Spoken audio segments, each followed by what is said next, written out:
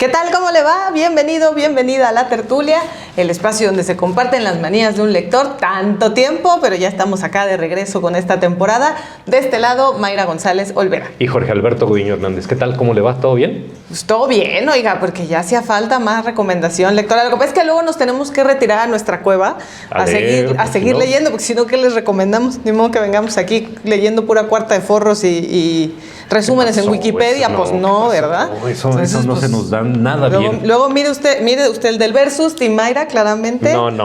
Claramente, pero vea usted cómo está, o sea, está infame y luego la letrita. No, bueno, pues, y está amarillito y todo, ese libro está viejito. Nos tenemos que ir a nuestra cueva, pero ya se acabó esa sequía y vamos a tener esta temporada muy, muy alegre. El día de hoy el programa se llama Cuando la naturaleza se pone loca. Claramente el título lo puso por ahí. Vamos a ver de qué va a ir todo esto. Vamos.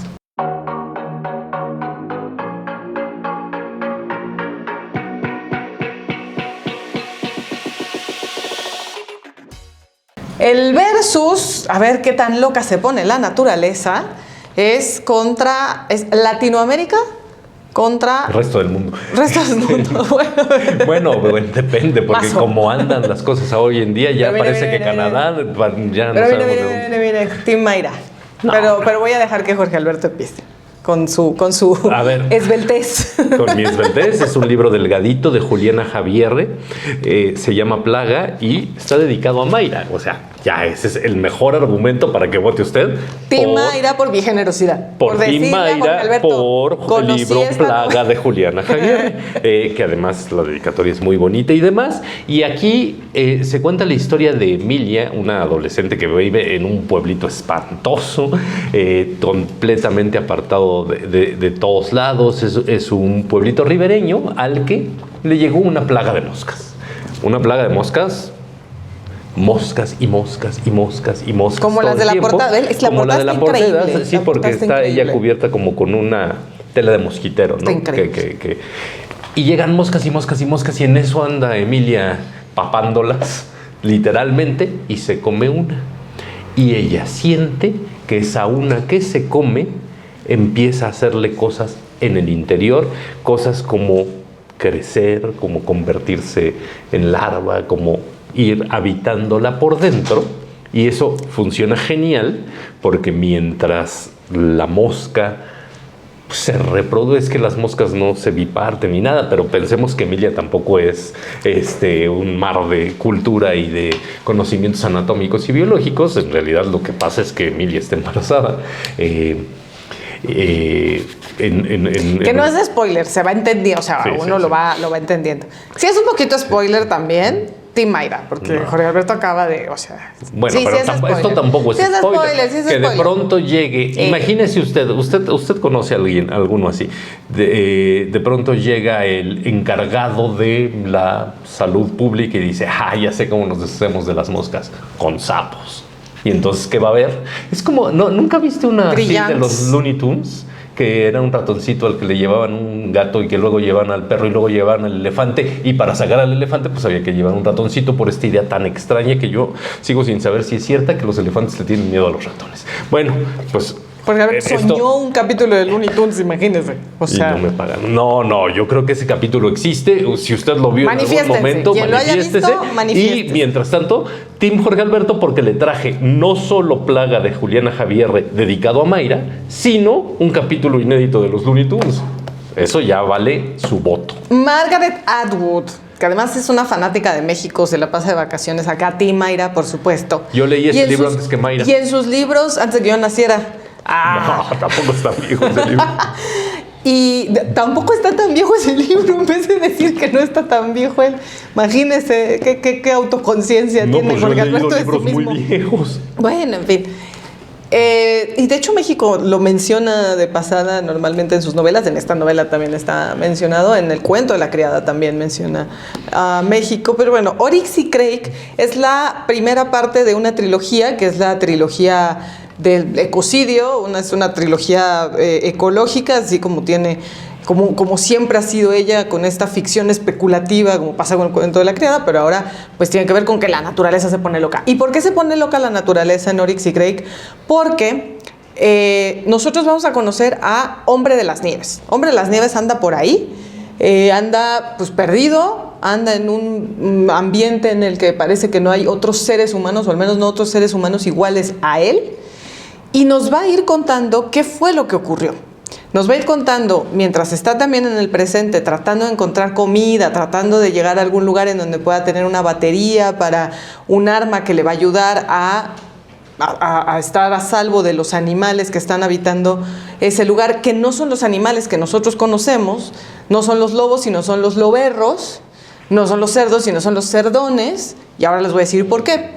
Y mientras está en esa búsqueda, pues va recordando qué fue lo que ocurrió. Qué fue lo que ocurrió en su presente, que ya es un futuro distópico para nosotros, en el que los grandes complejos científicos, tecnológicos, de investigación genética, están transformándolo todo. En principio los cerdos los están convirtiendo en cerdones, los están convirtiendo junto con implantes de humano, los están queriendo hacer que sean muy, muy, muy útiles para los trasplantes de órganos, porque básicamente no solamente desde ahora sabemos que los cerdos lo son, sino que como están alterándolos con ADN humano, pues entonces va a ser todavía más compatible, con lo cual también hay que pensar que si asumimos que los humanos somos inteligentes, los cerdones van a ser más inteligentes que los cerdos. Y ya no van a ser sabrosos. Entonces, todo lo que nos va a explicar Hombre de las Nieves es qué fue lo que sucedió, cuáles eran esos inventos, qué salió mal y quiénes son Oryx y Crake. ¿Quiénes son estos personajes que fueron parte de su pasado? Un científico brutalmente inteligente, su amigo, un joven igual que él, que tiene mucho que ver con lo que está pasando, y una niña que él la conoció siendo una niña prostituida, siendo una niña que estaba haciendo películas de pornografía infantil. Así la conoció él y luego se obsesionó con ella. Así de dura es Margaret Atwood. Por eso y por muchas otras razones, este libro también está prohibido en varios estados de Estados Unidos en este momento. Y Margaret Atwood de por sí no es una de las consentidas del señor Trump. Así que, bueno, pero además ella, por lo que escribe, porque ni siquiera es que sea... No. Yo creo que el libro de Margaret Atwood es buenísimo, pero usted ya conoce a Margaret Atwood, ya la ha leído. Maravillosa. Juliana Javier, probablemente usted nunca ha leído nada de ella, es la oportunidad de votar por ella. No. Versus Tim Jorge Alberto, desde ya. No, pese a que es maravillosa Tim Mayra. Bueno, pues entonces, como la naturaleza se está poniendo loca, vamos a ver de qué se trata la novela, que es el pretexto de este programa. Ahí la están viendo ustedes. El cielo de la selva. Vamos a ver qué onda con ella.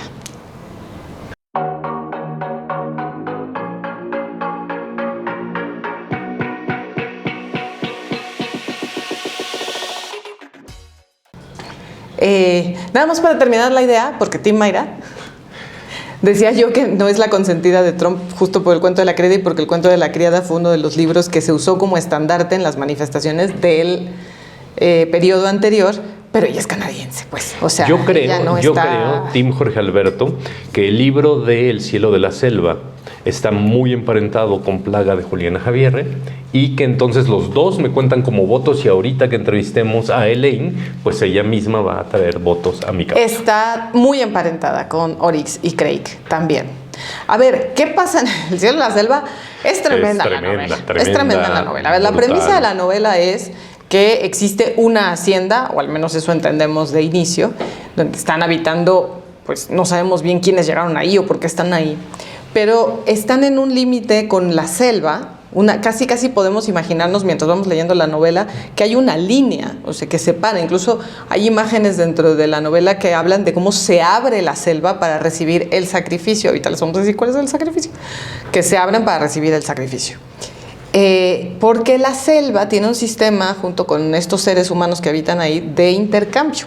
La selva los va a mantener seguros, los va a mantener tranquilos, a cambio de las crías. Y las crías son niños, son bebés. Bueno, no siempre son bebés, pueden ser de distintas edades. Incluso cuando ya piensan que se salvaron. Y aquí, de hecho, desde que se conciben los bebés, desde que se conciben estos niños, esas madres están siendo una especie más bien de productora de crías que van a ser sacrificadas. Es decir, esas madres saben que cuando están gestando, esa cría en algún momento va a ser sacrificada a la selva. Esa es la premisa. No sé si quieras contar algunas de las otras partes de la novela. No, porque no, tampoco sea justo esa, si no querríamos spoilerearla, ni adelantarle cosas, porque al rato vamos a tener una sección nueva. Creo que la plática que vamos a tener con Elaine es habla como cubana, qué bárbaro. Uno le preguntaron una cosita y era frondosa, así exuberante como la selva, ¿no? Entonces es una entrevista súper entretenida en la que nos cuenta muchas más cosas del cielo de la selva. Si te parece, vamos con ella. Vamos a la entrevista.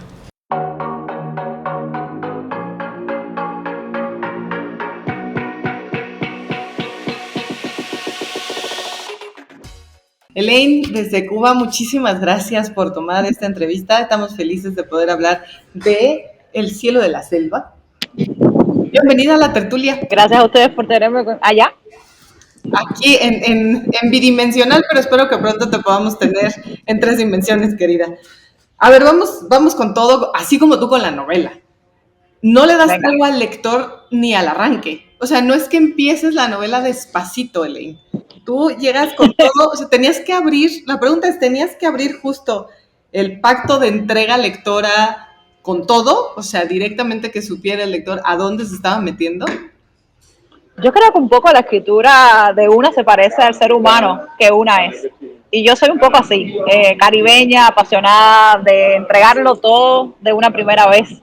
Y creo que las novelas también se juega como esa idea del pacto ficcional que puede o no funcionar, sin duda, donde uno le va entregando a los lectores o puede entregarle por pedacitos la historia o de comienzo pues abrirse el pecho, desgarrarlo y enseñar toda la selva oscura que se encuentra dentro de una. Mi apuesta fue esa, abrir el pecho, desgarrar, enseñar esas entrañas de la escritura que muchas veces tienen destellos luminosos, pero que también se oculta toda la podredumbre de la violencia de una familia, todos esos desgarramientos que la misma historia conlleva.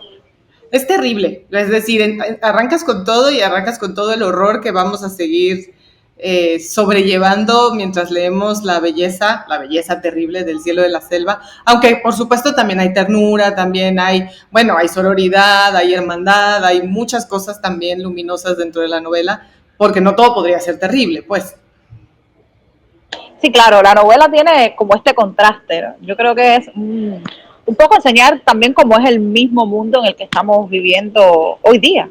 Estamos viviendo en un mundo que es brutal en todos los sentidos, un mundo que es una carrera contra reloj, viendo quiénes y cómo llegamos más rápido a la destrucción masiva. Pero en medio de todo esta dolor y esta tristeza también queda todavía bondad, queda sororidad, quedan personas apostando por sobrevivir a la selva, a esta jungla de asfalto y de seres humanos en las que nos encontramos viviendo, personas apostando por sobrevivir a la naturaleza jíbara del mundo que nos ha tocado vivir. Entonces yo pienso que es un libro que empasta los dos sentidos, la oscuridad y la luminosidad, que se escribe de hecho en esa zona de claroscuro, donde se encuentran esas dos áreas, donde se encuentra la belleza esplendente de las muertas que han encontrado finalmente un paraíso luego del purgatorio de la vida, donde han sido sacrificadas, torturadas, donde han vivido con sus lágrimas a cuestas y que finalmente encuentran ahora la carcajada de sus bocas ya huesudas en este mundo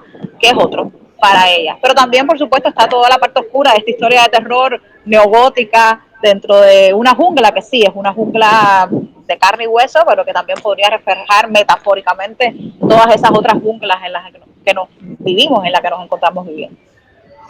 A ver, Elaine, perdón que me rompo un poquito el drama, lo que pasa es que sí se ponen muy intensos ustedes dos. Me voy a poner un poquito técnico. De las primeras cosas que me llamaron muchísimo la atención mientras leía El cielo de la selva fue el asunto de los narradores y de las voces narrativas. Los ibas cambiando, los ibas alternando. Yo primero quería descubrir, este va con este va con este, pero luego empezaban a evolucionar y a modificarse. Es decir, el narrador salta, cambia, va modificando su punto de vista. ¿Cómo los elegiste? ¿Cómo los asignaste a cada uno de...? La novela está construida a partir de capítulos que tienen el nombre del protagonista de ese capítulo, llamémoslo así. ¿Y por qué los alternaste? Ya, es que soy un poco una friki técnica, o sea, me gusta tratar de entender. Permiso. Me gusta entender la literatura como como un mecanismo de relojería. Los mecanismos de relojería son muy sensibles, son muy cuidadosos. De hecho, un reloj en sí mismo es todo un cosmos, es todo un mundo. Y si solo una mínima partícula de ese universo deja de funcionar, pues el reloj no nota la hora. O sea, tan simple como eso. Y mi idea cuando construyo un texto narrativo, un texto cualquiera, es pensar en ese artificio de relojería y cómo puedo hacer que ese reloj de la escritura dé mejor la hora. Entonces, mi manera de encontrarlo siempre ha sido a través de los narradores, porque además de ser una friki de la técnica, soy una friki de encontrar personajes, de construir personajes. Amo todo lo que tiene que ver con la construcción de los personajes y vengo de la dramaturgia. O sea, vengo del mundo del teatro, donde el personaje es centro, donde la voz de los personajes, si no sabes identificarla en la escritura, pues cuando llega a las tablas y cuando la lleve a carne y huesos un actor o una actriz, pues no va a funcionar, tan simple como eso.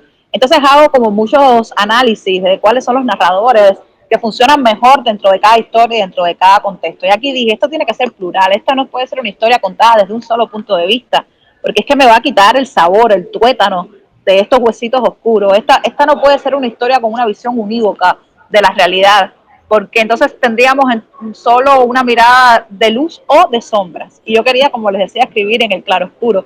Y para eso la multiplicidad de narradores pues me permitía ver cómo esos acontecimientos, que sí son los mismos, transcurren de forma diferente según las moralidades, los criterios y las ideas de cada uno de ellos.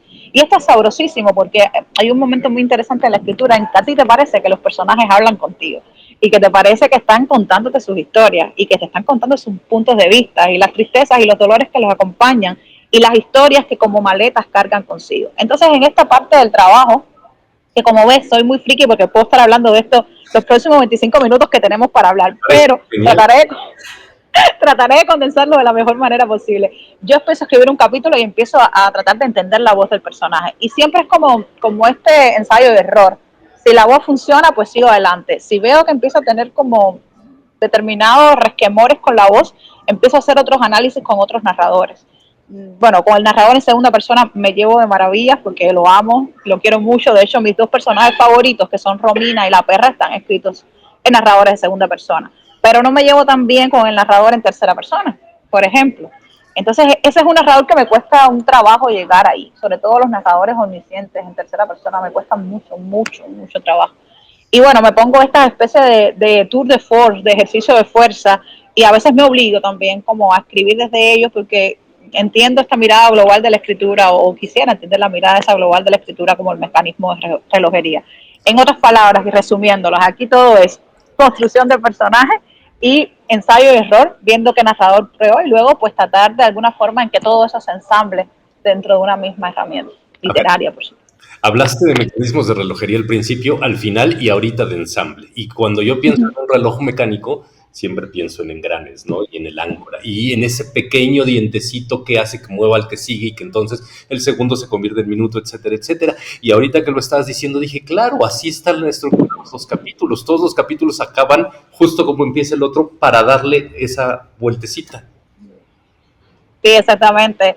Es también un recurso poético. Se emplea muchas veces en la poesía. Un texto que termina de una manera, pues comienza el otro. Y en sí mismo obedece un poco a esta circularidad. Yo quería escribir una novela circular. Claro, el círculo es la figura perfecta, ¿no? Pero también es la figura más terrible.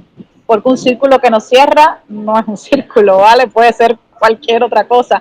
Un triángulo al que le falta una esquina o la esquina no es perfecta, puede ser un triángulo no equilátero, pero puede ser isósceles o cualquier otro tipo. Ahora, un círculo que no cierra, pues está condenado a no existir. Y yo decía, bueno, voy a entrar en una labor difícil y tengo que ver de qué manera ese mecanismo de relojería no me falla en ningún momento, porque es esta sensación de que si falla lo mínimo, pues de alguna forma se va a caer todo el edificio, toda la arquitectura del texto. Y claro, esto no se descubre desde una primera instancia, aunque uno tenga la voluntad. Esto yo creo que también influye muchísimo el proceso de edición, el proceso en que uno ya termina el texto y entonces empieza a verle las costuras a ese texto y empieza a entender que hay elementos aquí y allá que son extremadamente importantes y que en una primera vista de escritura uno no es capaz de verlo. Bueno, gracias a eso no solo los escritores revisamos 2 o 3 veces, bueno, al menos yo reviso 2, 3, 4 veces mi novela antes de animarme a enseñárselas a un editor, sea, como para hacerle la vida más fácil a los editores también, que lo respeto muchísimo, pero luego viene también la mirada de un editor sobre un libro, que es esa mirada fresca, es esa mirada crítica, es esa mirada también aproximada, pero con un cierto distanciamiento del texto que muchas veces nosotros como autores y como autoras no podemos tener. Y yo creo que en ese empaste perfecto entre las voces de los editores y la propia búsqueda escritural de todas esas pequeñas cizañas, todos esos pequeños rebortes que podrían hacer que el círculo no haya quedado de la manera que uno quisiera desde un inicio, pues puedan ir lijándose y puedan ir limándose. Yo sí recuerdo un momento especial, muy especial en la escritura del texto, que fue cuando Romina apareció, el personaje de Romina. Siempre lo cuento y lo cuento con mucho amor porque Romina me persigue tanto que ahora estoy terminando una novela de 1000 páginas y todo el tiempo me he dicho, ¿por qué Romina no está en esta novela? ¿No? O sea, quiero tanto ese personaje que me persigue por todos sitios. Y claro, cuando Romina aparece en El cielo de la selva, a mí la novela me cambia su estructura, me cambia su manera de hablar, me cambia el ritmo, me cambia la historia, la focalización de los narradores. Y claro, hasta entonces la novela tenía como un ritmo más lento, pero una vez que llega Romina es todo, la explosión, es el momento del estallido real de la acción en la selva. Y esto para mí es tan hermoso porque es un personaje que nunca planifiqué que existiera, era una línea de acción dramática que nunca creí que iba a desarrollar, de hecho no lo tenía concebido. ¿No la tenías contemplada? No, para nada. Romina no existía en la primera idea que tenía yo de la novela. Y cuando existió fue como, ¿y qué hacías que el resto de mi vida y de la vida de este texto no hubieras aparecido acá? Entonces fue como este descubrimiento típico del primer amor, ¿no? Del enamorarse a primera vista. Y con el personaje de Romina, cuando ella apareció, no solo me cambió la naturaleza del texto, debo decirlo, sino que yo supe cuál era el final de la novela. Y esto es fantástico, porque una vez que sabes hacia dónde vas, cuál es el camino final, cuál es la meta que quieres llegar, todo se escribe muy rápido, extremadamente rápido. Y claro, llegó Romina y yo terminé el texto en menos de 2 meses, fueron volando esencialmente. Bueno, hablaba yo de que se arranca con todo con esta novela y platicaba ya también Elaine sobre las voces. Una de las voces que me parece de las más complicadas es la de los niños. O sea, porque es una voz coral, pero también porque tienen que tener, o sea, tenías que tener una sensibilidad porque son las víctimas, porque están conscientes, porque o están hasta cierto punto conscientes. O sea, hay como una mezcla de emociones que tenían que quedar bien amalgamadas en una voz narrativa que es los capítulos de los niños. ¿Cómo le hiciste? Claro, también es una voz que también ha sido, desde el punto de vista de los adultos, deshumanizada y desoída. Sí. Porque los niños ni siquiera se llaman niños, se llaman crías. Los niños, ni siquiera los adultos a veces recuerdan los nombres. Hay un personaje que le llaman constantemente la niña demasiado alta. Sí. Cuando ese personaje es asesinado, la gente recuerda que se llama Lina, o sea, justo cuando es asesinado. Pero hasta ese momento era la niña demasiado alta. O sea, que son generaciones de crías tras crías, niños tras niños, silenciados y amordazados dentro de esta estructura selvática de la familia, antes que por la selva misma. Y claro, esto sí fue un trabajo que yo nunca sé, o no sabré todavía si quedó bien. Yo siempre tengo esa duda cuando termino un texto, casi nunca releo los textos para dejarlos atrás y que pertenezcan a los lectores. Pero mientras escribía el personaje de los niños, yo decía, tiene que ser una voz que se sienta un poco de esta inocencia, de esta esperanza, de este no saber, pero de este no saber donde se entrevé, donde se puede ver a través de los ojos cerrados la oscuridad, la tristeza y la soledad que habita a estas criaturas. Y la maldad que también los habita, porque en un mundo lleno de maldad, criados por seres como los que habitan la selva, ¿qué se puede esperar de esos niños, no? Sino otra cosa que reproducir el patrón que se han acostumbrado a ver, la violencia y la maldad y la oscuridad que se han acostumbrado a ver. Entonces todo el tiempo, mientras escribía el personaje de los niños, luchaba mucho con el lenguaje, luchaba muchísimo encontrando la palabra precisa, porque los niños además tienen diferentes edades, hay niños que son casi bebés y hay adolescentes, o sea, incluir toda esa amalgama lingüística en una sola voz es extremadamente difícil. ¿Y qué me dije yo? Pues aquí los niños mayores son los que llevan la voz cantante, son los que hablan. Es Alina, la niña demasiado alta, es Ifigenia, que ya son adolescentes, es Juanquito, que es uno de los personajes que ya cuando comienza la novela pues no está vivo. Y dice, bueno, estos personajes adolescentes son los que van a contar la historia, son los que van a servir de voz para todos estos otros niños. Y eso me ayudó mucho a encontrar el tono, porque tampoco quería un tono infantilizado, o lo que nosotros los autores entendemos que es lo infantil, que quien tiene hijos o quien trabaja con niños o quien se aproxima a niños, nos damos cuenta de que su lenguaje no es para nada como lo hemos caricaturizado muchas veces en la escritura. Y yo, claro, me aterraba la idea de con el lenguaje llegar a una caricatura de la infancia, que es lo que menos he querido hacer en mi vida, porque respeto mucho esas edades. Entonces, claro, ahí el lenguaje también era una posición ética. Era una posición ética ante el lenguaje, era una posición ética ante la vida, una posición ética ante los personajes, pero también hacia los niños, que en este mundo real nuestro, tan selvático, pues sufren ahora mismo, mientras nosotros leemos, mientras nosotros hablamos, un montón de violencia. Sí, sobre todo a esos niños. Toda la novela, Elaine, sucede en esta zona limítrofe entre la selva y la no selva, donde está la hacienda. Y hay al menos un par de ocasiones donde los personajes dicen algo así como: las reglas de la hacienda se respetan. Las reglas de la hacienda, que además son súper crueles. No se sabe quién las puso, por qué las puso. ¿Por qué te interesó como la existencia de este ambiguo y cruel código de comportamiento?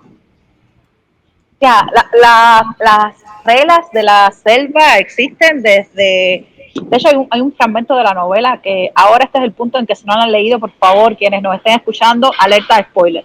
Hay un momento de la novela en que Chola, que es esta especie de personaje selvático castigado que está obligada a transitar entre un mundo y otro, dice: no hay solo una hacienda, hay varias haciendas. O sea, que al final yo pensaba la selva como una especie de criadero de pollos, y estos pollos son seres humanos, esencialmente. Hay muchas granjas, hay muchas selvas y hay unas cuantas cholas dando vueltas por ahí, contando las leyes de la selva. Las leyes de la selva y de la hacienda son esencialmente: danos de comer y por eso te retribuiremos, que es el principio de la magia equivalente. Te doy algo y te devolveré algo del mismo valor. O sea, dar y recibir por un mismo valor.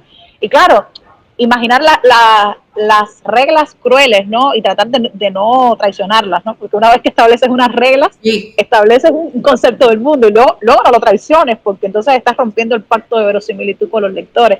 Para mí era complicado, porque además estaba pensando en cosas interesantísimas como cuánto puede durar una familia en esa selva, deseando la selva comer de su carne, porque claro, va a suceder algo importante. Si esa familia se reproduce entre ellos mismos con el incesto, esa sangre y esa carne llegará un momento en que estará deteriorada genéticamente. Y no creo que la selva va a tener ganas de comer en ese sentido. Entonces, claro, no podía ser una reproducción en un grupo humano específico unidos por lazos de sangre. Por eso es que está en esta idea de los viajantes y los condenados, que dan vueltas y que llegan y que por determinado periodo de tiempo, largo o corto, se quedan, engendran niños, paren niños y luego siguen camino por esta especie de estación de paso macabra que la selva en sí misma es. Y yo cada vez que pienso en la selva, pienso en el mundo. Yo he escuchado a muchos lectores que me han dicho: el libro debe venir con advertencia, como que los libros deben llevar un texto que diga: cuidado porque aquí dolerá, ¿no? Y yo siempre digo a esto: bueno, es que el mundo no nos viene con advertencia, la vida no nos viene con advertencia. Cuando nacemos o cuando desembocamos en este mundo no nos ponen un sello en el momento en que nacemos diciendo: esto va a doler, vamos a estar en esta realidad macabra, vamos a tener que aprender a convivir con sus reglas y vamos a tener o tratar de no rompernos en este mundo que nos ha tocado vivir. Y por eso creo que los libros crudos, duros, salvajes, como puede ser el mío, también son como una especie de bofetada de realidad. Una bofetada que nos obliga un poco a desconectarnos de nuestros espacios de privilegio y nos hace mirar hacia el otro lado, hacia los muchísimos espacios y lugares donde el privilegio no existe, donde el privilegio no se concibe y donde la crueldad es la regla y la ley del día a día. Sí, que además aquí lo contradictorio y que nos prestemos a sorpresas, es decir, es que Elaine se metió con lo más sagrado, que es la maternidad, porque una madre hará siempre todo lo posible por salvar a su cría y una madre nunca hará nada por ponerlo en riesgo, ¿no? Y es como, o sea, lo que comentas ahora sobre lo que ahora mismo está ocurriendo mientras estamos nosotros hablando de literatura en cualquier parte del mundo, es la selva, y son madres, y son esas otras maternidades o no maternidades, y son esas crías que están siendo sacrificadas y ofrecidas quizá no a la selva del cielo de la selva, pero a otro tipo de selvas. No, ¿sabes lo terrible? Esos son como los temas literarios que se han santificado a través de una tradición de moralina. O sea, dos temas santificados que a mí me gusta mucho tocar son la familia. O sea, la familia santificada, que no es tal, porque hasta en las mejores familias existe el polvo debajo de los mantelitos blancos de la familia, y la maternidad. Porque sí, siempre lo repito, no hay, en mi libro no es un ejercicio contra la maternidad. De hecho, hay maternidades. Y está la maternidad está la maternidad de Ananda, que materna a un perro y que lo quiere de una manera tremenda. Está la maternidad de la vieja, que ha hecho lo posible y lo imposible por mantener a salvo a esas dos hijas que trajo la selva, una en su vientre sin saberlo y la otra una chamaquita pequeña a su lado. Pero claro, están esas otras maternidades, que son lo que yo llamo maternidades preteritadas, de las cuales nos hablamos porque nos incomoda, de las cuales nos hablamos porque nos duele, y de las cuales no hablamos porque el ser humano tiene una tendencia a la comodidad. Aquello que nos duele es mejor quitar los ojos y fingir que no existe y no mirar directamente ahí. Y esas otras maternidades yo creo que hay que hablar de ellas, y hay que mencionarlas, y hay que decir que existe, y que hay maternidades no deseadas también, y que hay personas que no quieren ser madres, y que todo está perfecto en ese sentido, que la maternidad, como bien dice el feminismo, ha de ser deseada o no será. Yo creo que es el único camino. Y es el único camino no solo por el bienestar de los cuerpos y los derechos de las mujeres, sino también por el bienestar de esos propios niños que pueden nacer de lugares no deseados, en familias no deseadas, en mujeres que no, o personas gestantes que no desean ser madres.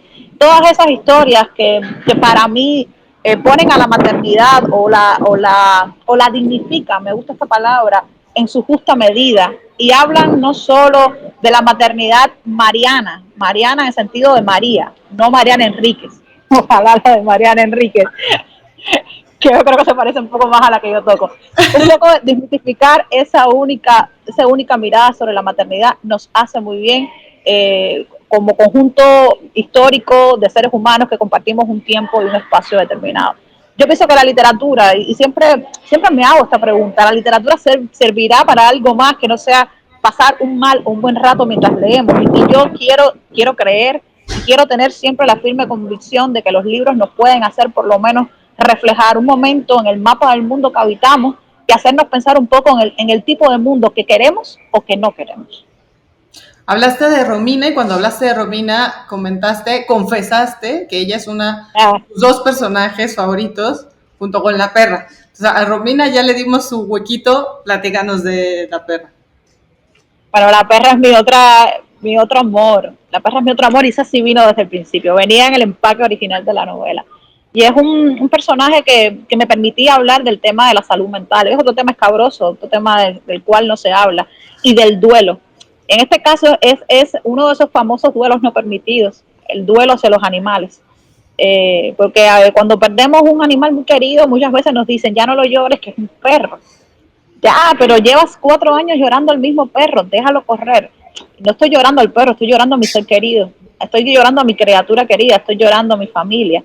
Ese duelo no permitido, ese duelo que muchas personas llevan dentro de sí y que no se les da voz. Y en el caso de el personaje de Ananda, es un personaje que está inspirado libremente en una de mis tías abuelas. De hecho, la tía abuela que fue esencial en mi formación como persona, en mi formación como escritora. Fue la primera persona en el mundo que me dijo que podía escribir. Cuando yo era una piqui así de 6 años, que no levantaba una cuarta de tierra, pero que andaba con unas libretitas feas del periodo especial para todos lados, y tratando, yo no sabía leer aún, pero yo tenía todas esas obsesiones de la escritura, tratando de adivinar qué decían los libros. Especialmente esa tía mía, que fue una mujer brillantísima, se llamaba Gladys, le decíamos Cuca, padeció muy joven de enfermedades mentales y se demenció muy joven. Y este periodo de la pérdida del ser querido antes de que se marche físicamente, ¿no? Este instante en que vamos viendo que se desgaja poco a poco el ser humano que conocimos, ese instante en que nos damos cuenta de que el amor no puede salvar a quien queremos, que hay cosas que nos quitan a los seres queridos antes de que se vayan físicamente. Fue un duelo largo de mi familia que duró 12 años, 10, 12 años, un periodo largo, y a mí se me quedó muy grabado en la mente. Se me quedó muy grabado porque digo, bueno, este es el periodo de mi vida, ahora que tengo 35 años, en que yo hubiera podido de verdad entender a mi tía. Ese hubiera sido el momento preciso en que me hubiera gustado sentarme a hablar con ella y y a conocerla. Y creo que al final he intentado conocerla a través de todos mis libros, de los personajes en los que ella aparece reflejada de alguna forma, de la manera en que quiero que las personas que lean mis libros se sensibilicen con ese dolor, que no es solo el de mi tía o el de mi familia, sino también el de muchísimas personas en este mundo que conviven con enfermedades mentales, los familiares y cuidadores que conviven con esas personas, y este sentido del derecho a existir de todos los cuerpos, el derecho a existir y el derecho a contar sus historias. Elaine, aquí en La Tertulia decimos que es el espacio donde se comparten las manías de un lector. Como lectora, ¿qué manías tienes? Como lectora tengo la manía de leer muchos libros a la vez. Es un pecado, es un pecado tremendo. Ayer me terminé un libro de Salman Rushdie, pero estaba leyendo 5 libros a la misma vez. Y leo un poco de cada libro cada día, o sea, porque creo que los libros se ponen celosos. Si solo leo uno un día y los demás no los toco. Entonces puedo simultanear muchas lecturas, y tengo otra manía lectora que me van a matar muchos de los que nos escuchen, que es que los libros no se marcan. Mis libros, los míos, no los que yo escribí, los que son míos, mi propiedad, los que yo compro, otros autores, no me gusta que le toquen los bordes, o sea, no me gusta que se doblen las hojas, no les marco rayitas, o sea, me gustan los libros impolutos. ¿Sabes por qué? O esta es la justificación que doy, no sé, vale, esencialmente vamos a decir que sé por qué. Es que soy profesora de escritura creativa, entonces muchas veces mi biblioteca es también parte de la biblioteca de mis estudiantes. Mis chicos vienen, se llevan libros, a veces los devuelven, a veces no. Esta es la parte del convenio que muchas veces existe, pero creo que cuando uno entrega un libro, si lo marco, le estoy dando una lectura unívoca de la realidad del texto. Le estoy diciendo, esta es la verdad, este es el texto como debe ser, y le estoy quitando la oportunidad al otro de descubrir su propio libro y de contradecir lo que yo puedo haber marcado, lo que yo puedo haber creído. Entonces los libros que están en mi biblioteca, los que he comprado yo, los que me han regalado, esos son libros impolutos. Debo decir también que los libros de los otros que los marquen, no tengo nada en contra. Quienes marquen mis libros, no tengo nada en contra tampoco. Gracias. Pero mis manías lectoras son esencialmente mantenerlos blanquitos y puros, y cuidarlos en ese sentido. Soy muy friki en esa parte de los libros y del cuidado de ellos. Ay, Elaine, muchísimas gracias. El cielo de la selva, Elaine Vilar Madruga, de nuestros amigos de Elefanta. Preciosa además la edición. La portada es de Julia Reyes Retana. Es un librazo en todo sentido, además de que es precioso, y es un librazo, como ya pudieron ustedes ahora deducir de esta charla y de lo poquito que les hemos platicado antes también. Elaine, muchísimas gracias. A ustedes todos, muchísimas gracias. Un beso grande. Bye. Pues ahí está la conversación, seguro que ya se les quedó el antojo de ver quién es Romina, de ver quién es Ifigenia, de ver quién es la vieja, de ver quién es la perra. Todos ellos son votos para Team Jorge Alberto. Por supuesto que no, Team Mayra. Pero bueno, busquen además el resto también de la obra de Elaine, que está ya disponible en México, y síganla porque es verdaderamente una de las voces latinoamericanas más potentes y es fantástica, como ya se pudieron dar cuenta ustedes. Así es que les traemos una nueva sección. Les traemos nueva sección. Venga la cortinilla.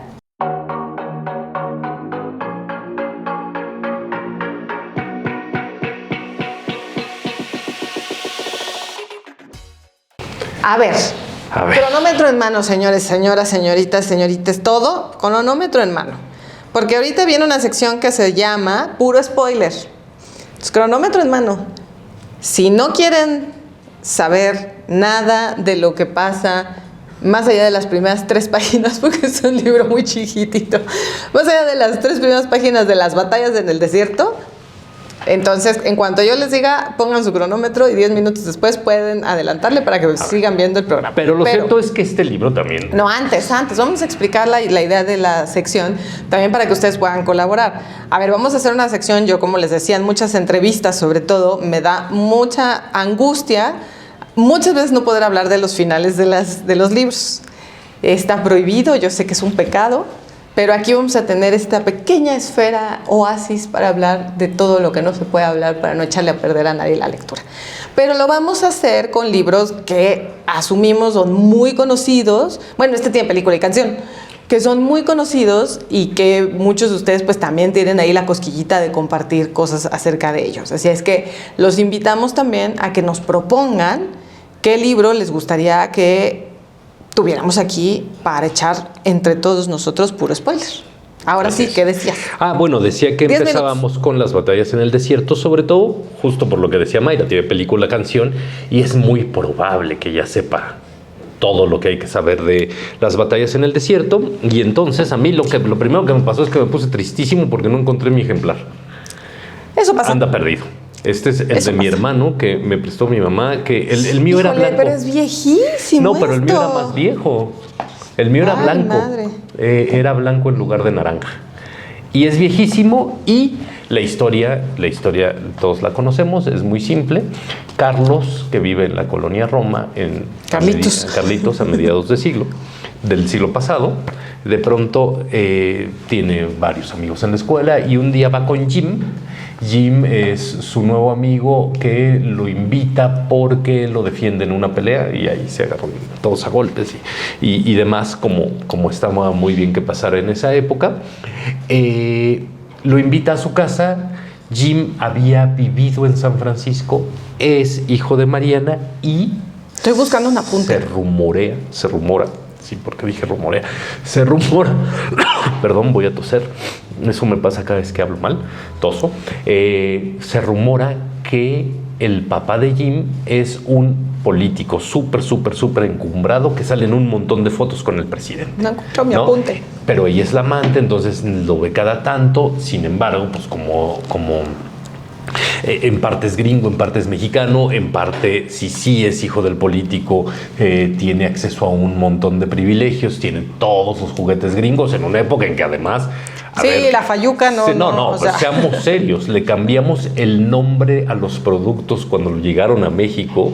No sé, los Fruit Loops se llamaban Fruity Loopies, ¿no? O el jabón escudo se llamaba, era el Shield de allá, le pusimos escudo acá, porque necesitábamos hacerlo todo en español. Y entonces en esa época pues hay una seducción de la vida de Jim hacia Carlitos, que además tiene 4 hermanos, que... Sí, está de la fregada. Todo que es así. muy vaciado, o sea, y aquí es donde hay que empezar el puro spoiler, más allá de contar y echar el chisme. O sea, es muy vaciado el papá, porque el papá tiene como esta obsesión de progreso. Bueno, los papás tienen la obsesión del progreso. El papá está con el tema del inglés. Ajá, y tal cual Carlitos dice, yo no conozco a nadie que en año y medio haya aprendido inglés como lo aprendió mi papá, y la mamá, bueno, y un poco todo, o sea, obviamente es un libro muy chiquito, pero es que hay tantas cosas, o sea, está eso, la obsesión de, mira, la aspiradora, o el nuevo, o el extractor de jugos, o sea, todos los productos tecnológicos en ese momento para la cocina, para la casa, para la limpieza, que claro, eran gringadas en ese momento. Bueno, lo que más le gustaba, lo que más quería Carlitos era una sandwichera, porque como le hacían los sándwiches a Jim. Como los hacía Mariana. Ahora, Mariana es el gran personaje de las batallas en el desierto que no está escrito en las batallas en el desierto. Es decir, nos vamos a imaginar tantas cosas por lo que no se dice en un libro tan cortito. O sea, Mariana claramente, pues sí, es no solamente la casa chica, o sea, quizás sea una de las casas chicas que en el contexto en el que está escrito las batallas en el desierto, pues también se entiende que eso sucedía, ¿no? Y bueno, que sigue sucediendo probablemente. Yo lo volví a leer ahora que dijimos, y yo recordaba, yo lo había leído 2 o 3 veces antes, pero hace mucho la anterior, y yo pensaba que la relación entre Carlos y Mariana era mucho más larga. Y es que es tal cual la canción. No pasa nada. Oye, Carlos, ¿por qué tuviste que decirle que la amabas a Mariana? No pasa nada. Y entonces, nada. Yo, lo que sí me acordaba yo de mis lecturas anteriores era lo que tengo muy claro era lo de la bata. Ajá. Lo de que se le abre a ella un poco la bata cuando está con él. Y entonces pero cuando está con él, cuando él decide irle a decir, cuando no es anterior. Decide irle a confesar el amor a la mamá del amigo. A la mamá del amigo que tiene 20 y tantos años. Ellos tienen 11, 12 más o menos, ¿no? Por ahí. Sí, van en primaria. Y entonces luego viene todo el ridículo de decir, o sea, uno que la señora lo sedujo, que el niño es un cochino sucio asqueroso porque además todo el mundo... lo llevaron a confesar. Y el sacerdote era más puerco. O sea, porque además lo hicieron con la intención de o sea, más bien, pero además no solamente, yo algo que tenía también en el recuerdo antes de releerlo esta vez, era que ellos culpaban a Mariana. Y sí un poco, pero ellos están inculpando al niño. O sea, ellos creen que el niño realmente hizo algo malo, por lo que tienen que ser atendido en el psiquiátrico, por lo que tienen que ir con el sacerdote, por lo que tienen que cambiar de escuela, etcétera, etcétera. Y luego, claro, está este otro personaje que es uno de sus compañeritos de la escuela anterior, que pues era el que se la pasaba más pinche, o sea, era de los niños que tenían menos dinero, que siempre estaba jodido, y que después de un tiempo se reencuentran. Carlitos ya rehizo su vida en otra escuela. Ya. La rehizo mal, o sea, él no está contento, pero le empezó a ir bien. Le empezó a ir bien a su familia. Y entonces, además esa escena sí es clásica, ¿no? Va todo vestido de blanco porque iba a la clase de tenis. Y entonces es así como todo disonante porque se encuentra a su ex compañero vendiendo chicles en el autobús. ¿No? Y entonces ese Rosales le cuenta qué fue de ellos, ¿no? Y el qué fue de ellos, pues es una historia terrible porque Mariana se... yo pensé... No, dilo, Mariana porque se suicida. Ajá. Y entonces luego mandan a Jim de regreso a San Francisco con su verdadero padre, que no era el político. O sea, Mariana sí se divertía. Pues. Bueno, pero ese es el rumor que le cuenta Rosales a Carlitos. Sí, claro. Y de hecho la última frase por eso es muy contundente. No sé si Mariana esté viva o no. Si viviera, hoy tendría 80 años. Es decir, Carlitos ya tiene 60. Pero es que él regresa al edificio. Carlitos regresa al edificio y curiosamente, claro, porque el amante era un político muy poderoso y regresa al edificio y nadie la gente que vive ahí, que ha vivido ahí, dice, no, aquí nunca existió ninguna Mariana, no, aquí nunca hubo un niño. Nunca, el único niño que está es el del 200, quién sabe qué, que se llama de Bedardo, quién sabe cómo se llama el escuincle. Le dicen, claro, no. Pero entonces ahí además lo que hace Pacheco es súper interesante porque si Mariana tendría 80 años, él tendría 60. Cuando está contando la historia. Y está a los 60 seguro de que él a los 12 fue a buscar y que no los encontró, y está seguro de que le dijo lo que le dijo, porque además, si uno empieza a leerlo, hace sentido. Lo primero que pasa en la novela, y luego sucede a lo largo de toda la novela, es una reconstrucción. Y además de una reconstrucción, una crítica nada velada de cómo era el mundo, ¿no? Claro. No me acuerdo qué año era aquel, ya había supermercados, pero no televisión, solo radio, y la saben, que es el relato de la nostalgia de un hombre de 60 años acordándose de cuando era niño. Las batallas en el desierto era a lo que jugaban en la escuela. Pero, y que además eso lo vuelve súper actual, las batallas en el desierto eran los judíos contra los árabes. Y era porque el Estado de Israel se acababa de... Que se fundó en el 47, pues desde ahí, 47, ahí dice. Ahora, el spoiler viene completo porque también me eché la película. Y qué absurdo. O sea, a ver, ¿quién les dijo que Pedro Armendáriz es el adulto? O sea, que ¿cómo se llama el Quirós chiquito? Gerardo Quirós es el hermano grande. Y el chiquito Luis Algo Quirós. ¿Quién dice que Luis Algo se convirtió en Pedro Armendáriz? O sea, se le quitó lo güero al niño. Verdaderamente no tiene ningún sentido. Y luego la otra. ¿Para qué los... Pero yo iba a decir algo muy fuerte y tengo que reconocer además que mi boca en chicharrón porque Vicente Leñero fue el que hizo el guión. Entonces, bueno, todo mi respeto para Vicente Leñero, pero don Vicente, de veras, ¿por qué tiene que meter esa escena en donde Pedro Armendáriz llega a un funeral? Y entonces se encuentra Rosales en el funeral y entonces todo el presente efectivo es en el coche que están yendo del lugar A al lugar B juntos y entonces en la conversación de ellos dos se van acordando de lo que sucede. ¿Para qué? Bueno, ¿quién es Mariana? No me acuerdo cómo se llama la actriz y sí la ubico. Pero el más conocido es Pedro Armendáriz. Entonces, las batallas en el desierto... Puro spoiler, ustedes también échenos ahí lo que piensan del final de que se nos suicida la Mariana y de que se entera así Carlitos. Bueno, y son 68 páginas menos. Empezando en la 9. En la 9, 59 páginas. Se lee de un tirón. Uno se la pasa muy bien leyéndola, porque uno se la pasa muy bien en un montón de perspectivas, ¿no? En ese mundo, en la nostalgia, quizá porque uno ya es más viejo que la primera vez que lo leyó, cuando lo leía a los 15, pues no me lo pareció. Pero luego el drama sí es intenso y luego uno dice, pero ¿por qué se desbarrancó así todo?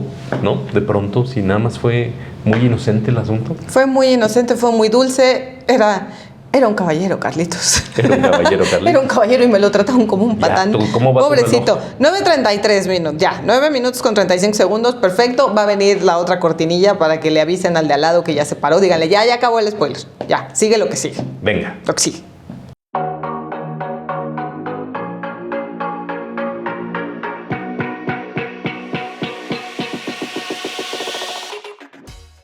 Esta sección no se podía ir porque verdaderamente es de las consentidas, no solamente de ustedes, sino también de Jorge Alberto, porque siente que a cada libro que presenta está un poco más cerca del Nobel de Física.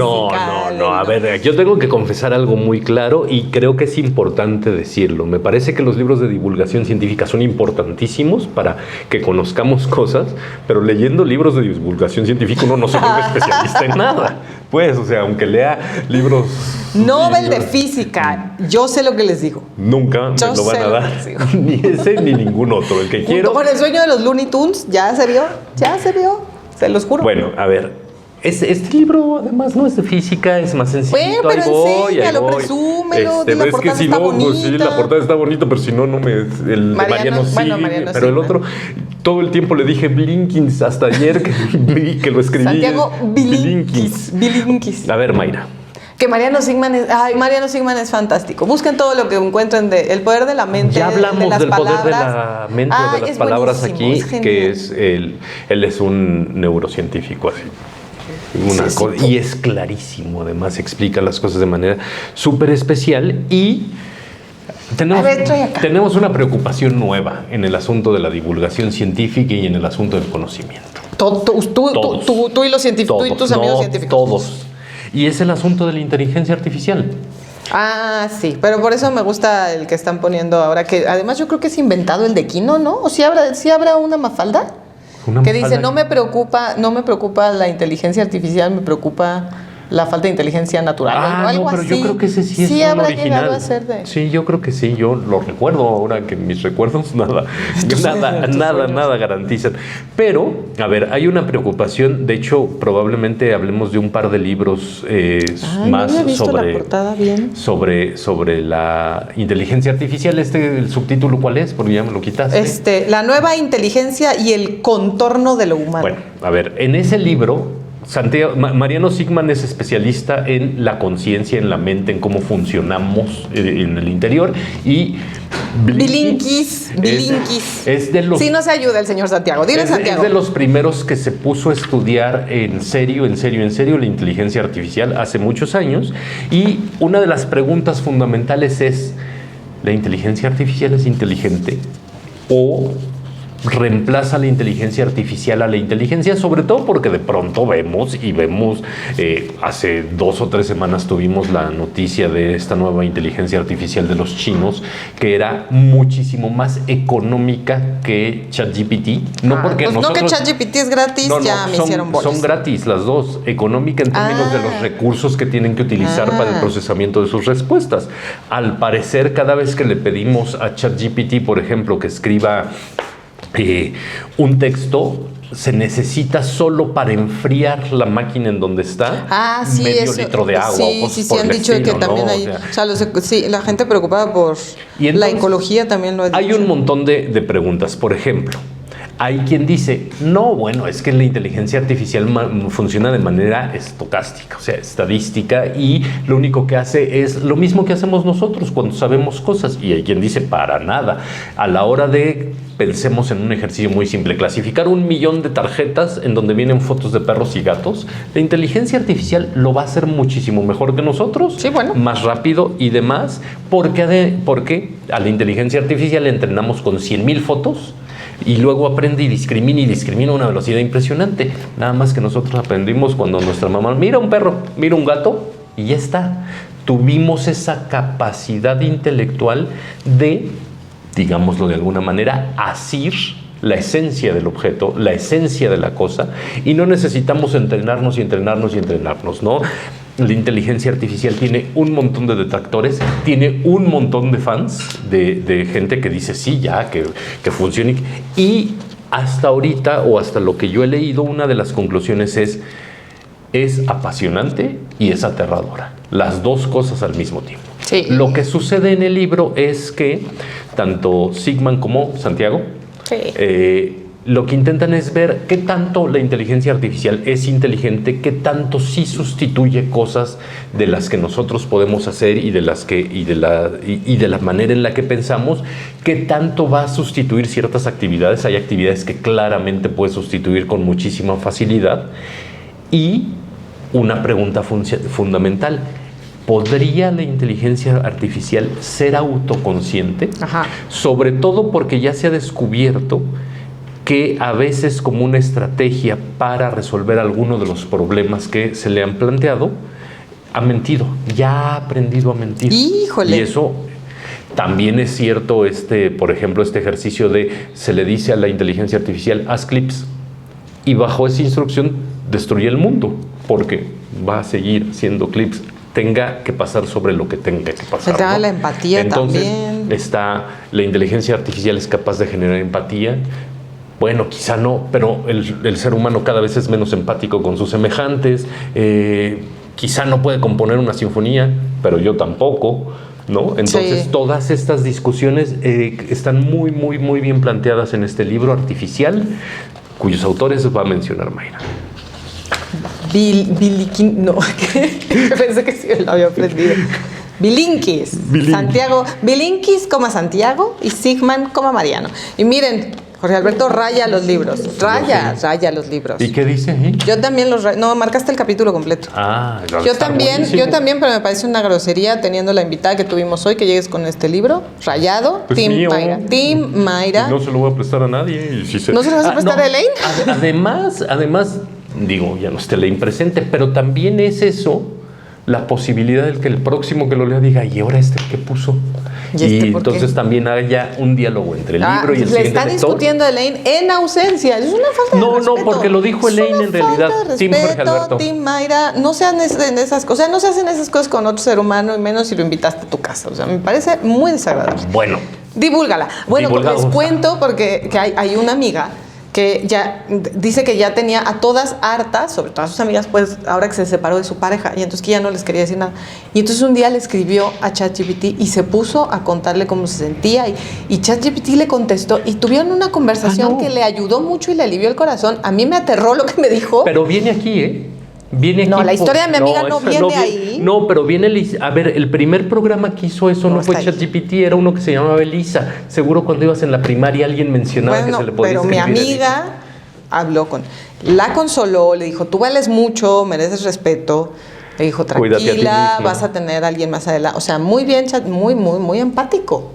Una cosa muy horrible, muy, muy bien, very horrible. Hoy que estamos hablando de cosas espantosas con la naturaleza que se vuelve loca.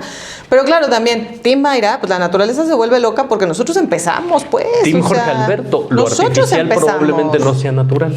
Nosotros empezamos. Bueno, vámonos con otra nueva sección. Les va a gustar un montón y espero que la aprovechen.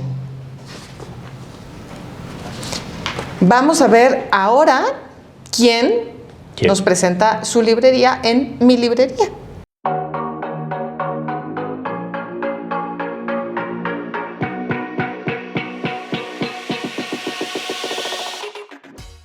Hola, mi nombre es Eddie y te invito a conocer mi librería Historias de Bolsillo. Historias de Bolsillo es una librería independiente ubicada en Piedras Negras, Coahuila, y se destaca por ser la única librería aliada y parte de la comunidad LGBT en la ciudad. Contamos con una excelente variedad de títulos con temática LGBT para todos nuestros lectores que son parte de la comunidad y para aquellos que disfrutan de lecturas de dicha temática. Desde que nació la librería en 2021 quise traer dinámicas que no se habían visto antes en la ciudad, como lo son las citas a ciegas con un libro. Son un éxito y siempre piden más.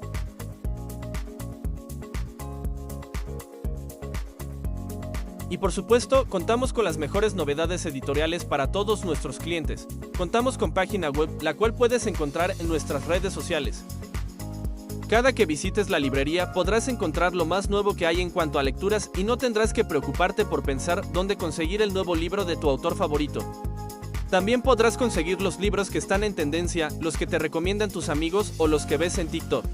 Y para nuestros fieles lectores tenemos las membresías de cliente frecuente, con las cuales podrás disfrutar de descuentos exclusivos. Les mandamos un gran saludo desde Piedras Negras a todos los contertulios y por supuesto a Mayra y a Jorge.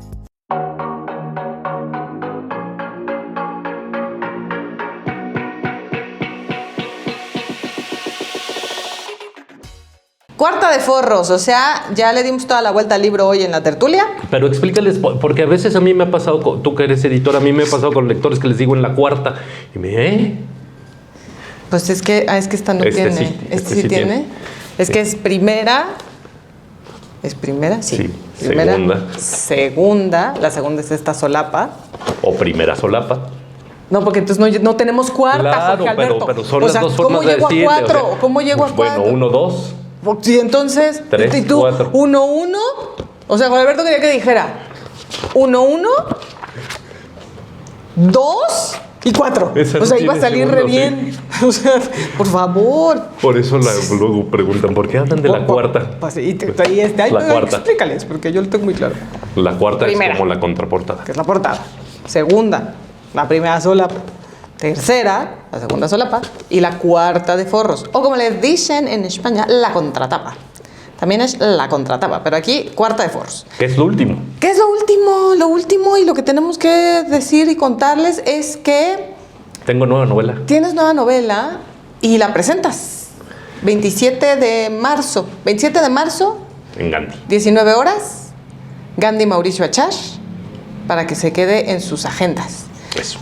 Pero no solo que se quede en sus agendas eso, vayan, cómprenla y cuéntenles las cosas. Él aguanta crítica, ¿eh? Sí, ya tiene... Durísimo. Ya tiene coraza, no se preocupen. Y viene Phil... Mérida, Filey. Viene Filey. Viene la Feria Internacional del Libro en Yucatán. Es que por eso no me salía lo de Phil. Y por ahí andaremos. Bueno, yo me voy a lanzar para allá. Voy a estar allá en el homenaje de Alberto Ruiz Sánchez, que por cierto recibe el premio José Emilio Pacheco. Y no estaba preparado así. No. Pero está recibiendo el premio José Emilio Pacheco. Digo, ya voy a quedar en ridículo y demás, pero según yo es Feria Internacional de la Lectura del Estado de Yucatán. Pues puede ser, creo que no fíjate. es del libro, pero bueno, no me acuerdo. No sé, porque yo la E le puse en Yucatán, o sea, me la saca así, dice nadie se va a dar cuenta y Bueno, Team Mayra, evidentemente, vamos a ver en las redes quién ganó, porque en este momento pues no lo sabemos, y mándenos sus propuestas para puro spoiler. Díganos qué libro. Yo ya tengo uno pensado porque el personaje me cae re mal y a Jorge Alberto le cae peor. Entonces quiero que tengamos este espacio de 10 minutos para poder hablar muy mal de él. No voy a decir. Okay. O sea, no va a haber spoiler en puro spoiler. Ya lo verán en el próximo programa. Mientras tanto, esto ya se acabó. Se acabó el primero de los 12 que vienen en esta temporada. Así es que... Nosotros somos Mayra y Jorge Alberto y Mayra. Buenas tardes.